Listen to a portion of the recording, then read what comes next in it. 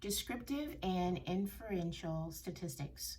Those words are a mouthful, but extremely important for us to know as individuals, as grad students, as future researchers, or even just as therapists and healers who are going to be using data to help our clients.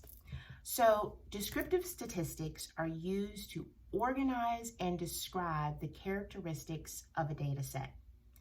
They're typically used when you want to describe more than a few people or things, and they show us spread and center, but they can't be used to make generalizations. They provide us things such as measurements of skewness or kurtosis.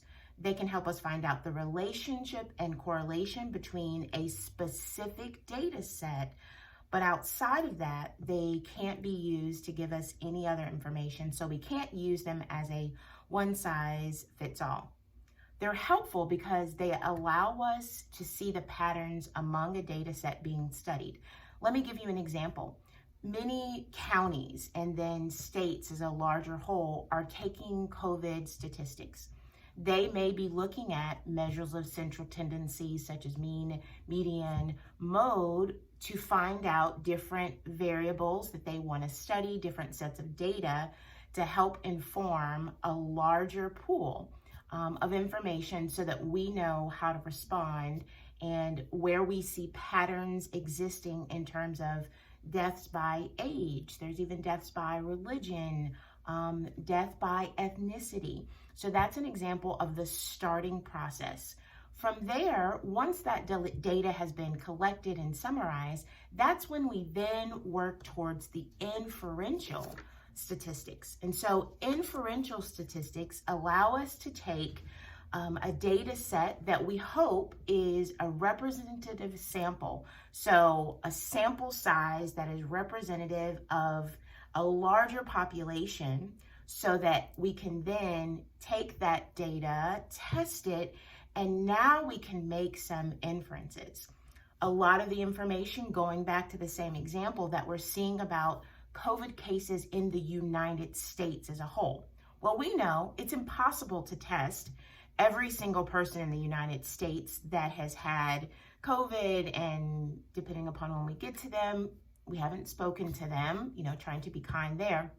But that being said, we're able to take all of this collected data, all of these different descriptive statistics and patterns, take a representative sample and put it together.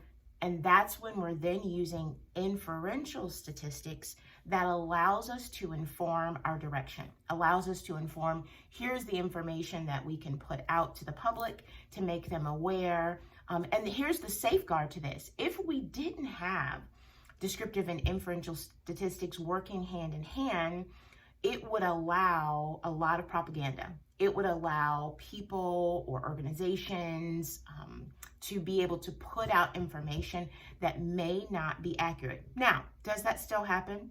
Absolutely. But things like, or places and organizations like the CDC, which we know is, to the best of our knowledge, a trusted resource, is able to show us, here's how you know what we're saying is accurate. We can show you these data sources. We can acknowledge that our definition for this data set and the statistics that we're taking are the same, because the other key aspect of that is it's extremely important to make sure that everybody has the exact same language. Then those inferential statistics can be tested, like testing a hypothesis, or we can do an interval range, a confidence interval. So that allows us as statisticians, as individuals, to say, with this degree of confidence, this significance line, which we've heard those words before, and I'm sure we'll talk about later, allows us to say that this sample set, the descriptive statistics that we've received from this sample set, now that we've done them and put them together through different tests of significance, we can infer this is what's happening in COVID-19 within the US, and then here's what we need to do about it. So, hope that all makes sense to you. It was pretty interesting to kind of put together in a real world situation. Have a great day.